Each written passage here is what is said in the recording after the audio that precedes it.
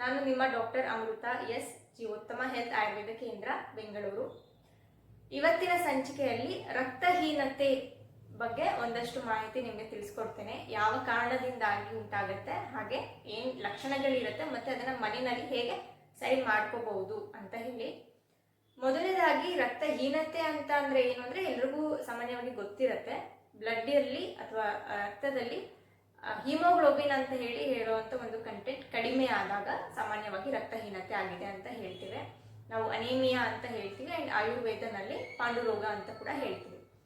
So ಈ haemoglobin ಯಾಕೆ ಕಡಿಮೆ ಆಗುತ್ತೆ ಅಥವಾ ರಕ್ತಹೀನತೆ ಯಾಕೆ ಉಂಟಾಗತ್ತೆ ಅಂತ ಅಂದ್ರೆ ಮೊದಲನೇ ಮೇಜರ್ ರೀಸನ್ ಮತ್ತೆ ಬಹಳಷ್ಟು ಕೇಸಸ್ ಅಲ್ಲಿ ನೋಡುವಂಥದ್ದು ನ್ಯೂಟ್ರಿಷನಲ್ ಡೆಫಿಷಿಯನ್ಸಿ, ಪೋಷಕಾಂಶಗಳ ಕೊರತೆ ಇದ್ದಾಗ. ಯಾವಾಗ ನಾವು ಸರಿಯಾಗಿ ಆಹಾರ ತಗೊಳ್ಳಲ್ಲ, ಪೌಷ್ಟಿಕ ಆಹಾರವನ್ನು ಸೇವನೆ ಮಾಡ್ತಾ ಇಲ್ಲ ಅಂತ ಅಂದಾಗ ರಕ್ತಹೀನತೆ ಉಂಟಾಗತ್ತೆ. ಇನ್ನು ಎರಡನೇದು ಬಂದ್ಬಿಟ್ಟು ಎಲ್ಲಾದ್ರೂ ನಮ್ಮ ದೇಹದಲ್ಲಿ ಬ್ಲೀಡಿಂಗ್ ಆಗ್ತಾ ಇದೆ ಅಂತ ಹೇಳುತ್ತೆ. ಬ್ಲೀಡಿಂಗ್ ಮೋಷನ್ಸ್ ಮೂಲಕ ಹೋಗ್ತಾ ಇರ್ಬೋದು ಅಥವಾ ಯೂರಿನ್ ಮೂಲಕ ಹೋಗ್ತಾ ಇರ್ಬೋದು, ಇಲ್ಲ ಬೇರೆ ಎಲ್ಲಾದ್ರೂ ಮಹಿಳೆಯರಲ್ಲಿ ಪೀರಿಯಡ್ಸ್ ಆದಾಗ ಹೆಚ್ಚಾಗಿ ಬ್ಲೀಡಿಂಗ್ ಹೋಗ್ತಾ ಇರ್ಬೋದು. ಎಲ್ಲೇ ದೇಹದಲ್ಲಿ ರಕ್ತಸ್ರಾವ ಆಗ್ತಾ ಇದೆ ಅಂತ ಅಂದ್ರೂ ಕೂಡ ರಕ್ತಹೀನತೆ ಉಂಟಾಗತ್ತೆ. ಇನ್ನು ಮೂರನೇದು ಬಂದ್ಬಿಟ್ಟು ಏನಾದ್ರೂ ಗಟ್ ಇಶ್ಯೂಸ್ ಇದ್ದಾಗ, ಅಂದ್ರೆ ಹೊಟ್ಟೆನಲ್ಲಿ ಏನಾದ್ರೂ ಸಮಸ್ಯೆ ಇದೆ ಅಂತ ಅಂದ್ರೆ, ಎಕ್ಸಾಂಪಲ್ ಗ್ಯಾಸ್ಟ್ರೈಟಿಸ್ ಆಗಿರ್ಬೋದು ಅಥವಾ ಹೊಟ್ಟೆನಲ್ಲಿ ಏನಾದ್ರೂ ಅಲ್ಸರ್ಸ್ ಆಗಿದೆ, ಹುಣ್ಣುಗಳಾಗಿದೆ, ಅಥವಾ ಇಂಟೆಸ್ಟೈನ್ಸ್ ಅಲ್ಲಿ ಏನಾದ್ರೂ ತೊಂದರೆ ಇದೆ, ಕೋಲೈಟಿಸ್ ಇದೆ ಅಂತ ಅಂದಾಗ, ಅಥವಾ IBS ತರ ಸಿಂಪ್ಟಮ್ಸ್ ಇದೆ ಅಂತ ಅಂದಾಗ ಅಂತ ಕಂಡೀಷನ್ಸ್ ಅಲ್ಲಿ ಕೂಡ ರಕ್ತಹೀನತೆ ಉಂಟಾಗತ್ತೆ. ಇನ್ನು ನಾಲ್ಕನೇದು ಬಂದ್ಬಿಟ್ಟು ಏನಾದ್ರೂ ಕೆಲವೊಂದು ವೈಟಮಿನ್ಸ್ ಮತ್ತೆ ಮಿನರಲ್ಸ್ಗಳು ಕಡಿಮೆ ಆಗಿದ್ದಾಗಲೂ ಕೂಡ ರಕ್ತಹೀನತೆ ಉಂಟಾಗುತ್ತೆ. ಇನ್ನು ಲಕ್ಷಣಗಳನ್ನ ನೋಡೋದಾದ್ರೆ ಹೇಗೆ ನಾವು ಐಡೆಂಟಿಫೈ ಮಾಡಬಹುದು ಅನಿಮಿಯಾ ಇದೆಯಾ ಅಥವಾ ಇಲ್ವಾ ಅಂತ ಹೇಳಿದ್ರೆ, ಮೊದಲನೇ ಮುಖ್ಯವಾಗಿರೋ ಲಕ್ಷಣ ಏನ್ ಕಾಣಿಸ್ಕೊಳ್ಳುತ್ತೆ ಅಂದ್ರೆ ಟಯರ್ಡ್ನೆಸ್ ಅಥವಾ ಸುಸ್ತು ಅಂತ ಅನ್ಸೋದು. ಸ್ವಲ್ಪ ಕೆಲಸ ಮಾಡಿದ್ರು ಕೂಡ ಅಥವಾ ಏನಾದ್ರೂ ಒಂದು ಸಣ್ಣ ಫಿಸಿಕಲ್ ಆಕ್ಟಿವಿಟಿ ಮಾಡಿದ ತಕ್ಷಣ ದೇಹದಲ್ಲಿ ಸುಸ್ತು ಅಂತ ಅನ್ಸೋದು, ಅಥವಾ ಮಾಡದೇ ಇದ್ರೂ ಸುಸ್ತಾಗ್ತಾ ಇರುತ್ತೆ, ವೀಕ್ನೆಸ್ ಇರುತ್ತೆ, ಆಮೇಲೆ ತಲೆ ಸುತ್ತು ಬರುವಂಥದ್ದೆಲ್ಲ ಆಗ್ತಾ ಇರುತ್ತೆ.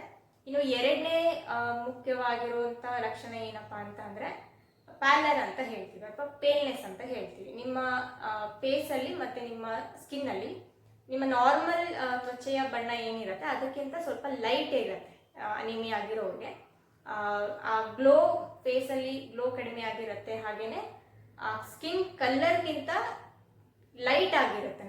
ನಿಮ್ಮ ನಾರ್ಮಲ್ ಸ್ಕಿನ್ ಕಲರ್ ಏನಿರುತ್ತೆ ಆ ನಾರ್ಮಲ್ ಸ್ಕಿನ್ ಕಲರ್ಗಿಂತ ನೀವು ಸ್ವಲ್ಪ ಲೈಟ್ ಕಾಣಿಸ್ತಾ ಇರ್ತೀರಾ ಸ್ಕಿನ್ ಕಲರ್ ಅಲ್ಲಿ. ಅಂಡ್ ಕಣ್ಣಲ್ಲಿನೂ ಕೂಡ ಡಾಕ್ಟರ್ ಹಲವಾರು ಕ್ಲಿನಿಕ್ಸ್ಗಳಲ್ಲಿ ಮತ್ತೆ ಹಾಸ್ಪಿಟಲ್ಸ್ಗೆ ಹೋದಾಗ ಡಾಕ್ಟರ್ಸ್ ಚೆಕ್ ಮಾಡ್ತಾ ಇರ್ತಾರೆ. ನಿಮ್ಮ ಕಣ್ಣಿನ ಕೆಳಗಡೆ, ಕಣ್ಣಿನ ರೆಪ್ಪೆ ಒಳಗಡೆ ಕೂಡ ವೈಟ್ ಆಗಿರುತ್ತೆ ಅಥವಾ ರೆಡ್ಡಿಶ್ನೆಸ್ ಇರೋದಿಲ್ಲ. ಇದೆಲ್ಲ ಮೇಜರ್ ಸಿಂಪ್ಟಮ್ಸ್ಗಳು. ಇದರೆಲ್ಲದ್ರ ಜೊತೆಗೆ ಹೇರ್ ಫಾಲ್ ಆಗ್ತಾ ಇರತ್ತೆ, ಕಿವಿಯಲ್ಲಿ ಗುಯಿ ಅಂತ ಹೇಳಿ ಅವಾಗವಾಗ ಶಬ್ದ ಬರೋದು, ಟಿನೈಟಸ್ ಅಂತ ಹೇಳ್ತೀವಿ. ಇನ್ನು ಮಹಿಳೆಯರಿಗೆ ಬಂದ್ರೆ ಅವ್ರಿಗೆ ಪೀರಿಯಡ್ಸ್ ಟೈಮಲ್ಲಿ ಬ್ಲೀಡಿಂಗ್ ಆಗುವಾಗ ತುಂಬಾನೇ ಕಡಿಮೆ ಬ್ಲೀಡಿಂಗ್ ಆಗ್ತಾ ಇರುತ್ತೆ. ಸೊ ಇದೆಲ್ಲ ಲಕ್ಷಣಗಳು ಇದಾವೆ ಅಂತ ಹೇಳಿದಾಗ ಅನಿಮಿಯಾ ಇರಬಹುದು ಅಥವಾ ರಕ್ತಹೀನತೆ ಇರಬಹುದು ಅಂತ ಹೇಳಿ ನಾವು ಸಸ್ಪೆಕ್ಟ್ ಮಾಡಬಹುದು. ಇನ್ನು ಹೇಗೆ ಇದನ್ನ ಕನ್ಫರ್ಮ್ ಮಾಡ್ಕೊಳ್ಳೋದು ಅಂತ ಹೇಳಿದ್ರೆ, ಸಿಂಪಲ್ ಆಗಿ ರಕ್ತ ಪರೀಕ್ಷೆ ಮಾಡಿಸಿದ್ರೆ ಹಿಮೋಗ್ಲೋಬಿನ್ ಅಂತ ಹೇಳಿ ರಕ್ತ ಪರೀಕ್ಷೆ ಮಾಡಿಸಿದಾಗ ಅದರಲ್ಲಿ ಗೊತ್ತಾಗ್ಬಿಡತ್ತೆ. ಫಿಮೇಲ್ಸ್ ಅಲ್ಲಿ, ಮಹಿಳೆಯರಲ್ಲಿ 12ರಿಂದ 16ವರೆಗೂ ಇರಬೇಕು, 12ಕ್ಕಿಂತ ಕಡಿಮೆ ಇರಬಾರ್ದು. ಅಂಡ್ ಪುರುಷರಲ್ಲಿ ಬಂದ್ರೆ 13 ಅಥವಾ 14ರಿಂದ 18ವರೆಗೂ ಇರುತ್ತೆ, 13ಕ್ಕಿಂತ ಕಡಿಮೆ ಇರಬಾರ್ದು. ಸೊ ರಕ್ತ ಪರೀಕ್ಷೆನಲ್ಲಿ ಏನಾದರೂ ನಿಮ್ಮ ಲೆವೆಲ್ಸ್ ಕಡಿಮೆ ಬಂದಿದೆ ಅಂತ ಅಂದ್ರೆ ಅವಾಗ ನೀವು ಅದನ್ನ ಹೆಚ್ಚಿಗೆ ಮಾಡ್ಕೊಳ್ಳೇಬೇಕಾಗುತ್ತೆ. ಇನ್ನು ಕೆಲವೊಂದು ಕಂಡೀಷನ್ಸ್ ಅಲ್ಲಿ ತುಂಬಾನೇ ಕಡಿಮೆ ಇರುತ್ತೆ. ಹಿಮೋಗ್ಲೋಬಿನ್ ಲೆವೆಲ್ಸ್ 8 ಇದೆ ಅಥವಾ 8ಗಿಂತ ಎಲ್ಲ ಕಡಿಮೆ ಇದೆ ಅಂತಂದ್ರೆ ಅದೆಲ್ಲ ಸಿವಿಯರ್ ಅನಿಮಿಯಾ ಅಂತ ಹೇಳ್ತೀವಿ. ಅಲ್ಲೆಲ್ಲ ನಿಮಗೆ ರಕ್ತ ಬೇರೆಯವರಿಂದ ತಗೋಬೇಕಾಗುತ್ತೆ, ಬ್ಲಡ್ ಟ್ರಾನ್ಸ್ಫ್ಯೂಷನ್ ಅಂತ ಏನು ಹೇಳ್ತೀವಿ. ಸೊ ಅದರ ಅವಶ್ಯಕತೆ ಇರುತ್ತೆ ಕೆಲವೊಂದು ಕಂಡೀಷನ್ಸ್ ಅಲ್ಲಿ, ಅಥವಾ ಕೆಲವೊಂದು ಕಂಡೀಷನ್ಸ್ ಅಲ್ಲಿ ಬೇರೆ ಮೆಡಿಕೇಶನ್ಸ್ ಕೂಡ ಬೇಕಾಗಬಹುದು. 8 ಮೇಲೆ ಅಷ್ಟೇ ಇದೆ ಅಥವಾ ಸ್ವಲ್ಪ ಅಷ್ಟೇ ಕಡಿಮೆ ಆಗಿದೆ ಅಂದ್ರೆ ಮನೆಯಲ್ಲೇನೆ ಆಹಾರದ ಮೂಲಕ ಸ್ವಲ್ಪ ನೀವು ಹೆಚ್ಚಿಗೆ ಮಾಡ್ಕೋಬಹುದು. ಇನ್ನು ಹೋಮ್ ರೆಮಿಡೀಸ್ ಏನು ಅಥವಾ ಮನೆಯಲ್ಲಿ ಇದನ್ನ ಹೇಗೆ ನಾವು ಇಂಪ್ರೂವ್ ಮಾಡ್ಕೋಬಹುದು, ಏನಾದ್ರೂ ಟಿಪ್ಸ್ ಹೇಳಿ ಅಂತ ಅಂದ್ರೆ ಮೇನ್ ಆಗಿ 2 ಮನೆ ಮದ್ದುಗಳ ಬಗ್ಗೆ ನಿಮಗೆ ತಿಳಿಸ್ಕೊಡ್ತೇನೆ. ಮೊದಲನೇದು ಏನಪ್ಪಾ ಅಂತ ಅಂದ್ರೆ ಒಂದು 100 ಗ್ರಾಮ್ ಅಷ್ಟು ಆಮ್ಲ ಪೌಡರ್, ಬೆಟ್ಟದ ನೆಲ್ಲಿಕಾಯಿಯ ಪುಡಿ 100 ಗ್ರಾಮ್ ಅಷ್ಟು ನುಗ್ಗೆ ಸೊಪ್ಪಿನ ಪುಡಿ, ಮೊರಿಂಗಾ ಪೌಡರ್ ಅಂತ ಸಿಗುತ್ತೆ. ಹಾಗೆ ಒಂದು 50 ಗ್ರಾಮ್ ಅಷ್ಟು ಶುಂಠಿಯ ಪುಡಿ. ಸೊ ಮೂರನ್ನು ಕೂಡ ಮಿಕ್ಸ್ ಮಾಡಿಬಿಟ್ಟು ಒಂದು ಡಬ್ಬಿಯಲ್ಲಿ ಹಾಕಿ ಇಟ್ಕೊಳ್ಳಿ. ಇದನ್ನ ಈ ಪೌಡರನ್ನು 1 ಚಮಚೆಯಷ್ಟು ಪೌಡರನ್ನು ತಗೊಂಡ್ಬಿಟ್ಟು ಅದಕ್ಕೊಂದು ಸ್ವಲ್ಪ ಜೇನುತುಪ್ಪ ಹಾಕಿ ಪೇಸ್ಟ್ ಥರ ಮಾಡಿಬಿಟ್ಟು ಅದನ್ನು ತಿನ್ನುವಂಥದ್ದು. ಸೊ ಈ ರೀತಿ ದಿನಕ್ಕೆ 2-3 ಬಾರಿ ಊಟ ಆದ ನಂತರ ಸೇವನೆ ಮಾಡ್ತಾ ಬರಬೇಕು. ಇನ್ನು ಎರಡನೇದು ಏನಪ್ಪ ಅಂತ ಅಂದರೆ ಒಂದು 100 ಗ್ರಾಮ್ ಅಥವಾ ಒಂದು 50 ಗ್ರಾಮ್ ಅಷ್ಟು ಒಣ ದ್ರಾಕ್ಷಿಯನ್ನು ತಗೊಳ್ಳಿ. ಹಾಗೆ ಒಂದು 100 ಅಥವಾ 50 ಗ್ರಾಮ್ ಅಷ್ಟು ಖರ್ಜೂರನ ತಗೊಳ್ಳಿ. ಇದೆರಡರ ಜೊತೆಗೆ ಒಂದು 100 ಗ್ರಾಮ್ ಅಷ್ಟು ಬೆಲ್ಲ. ಮೂರು ಕೂಡ ಈಕ್ವಲ್ ಕ್ವಾಂಟಿಟಿ ಇದ್ರೆ ಒಳ್ಳೆಯದು. ಮೂರನ್ನು ಮಿಕ್ಸಿಯಲ್ಲಿ ಹಾಕಿಬಿಟ್ಟು ಅದನ್ನು ಸಣ್ಣಗೆ ಮಾಡಿ ಪೇಸ್ಟ್ ಥರ ಆಗುತ್ತೆ. ಇದರಿಂದ ಉಂಡೆಗಳನ್ನು ಮಾಡಿ ಇಟ್ಕೊಳ್ಳಿ. ಈ ಉಂಡೆಗಳನ್ನು ಪ್ರತಿನಿತ್ಯ 1 ಅಥವಾ 2 ಸೇವನೆ ಮಾಡ್ತಾ ಬರ್ಬೋದು.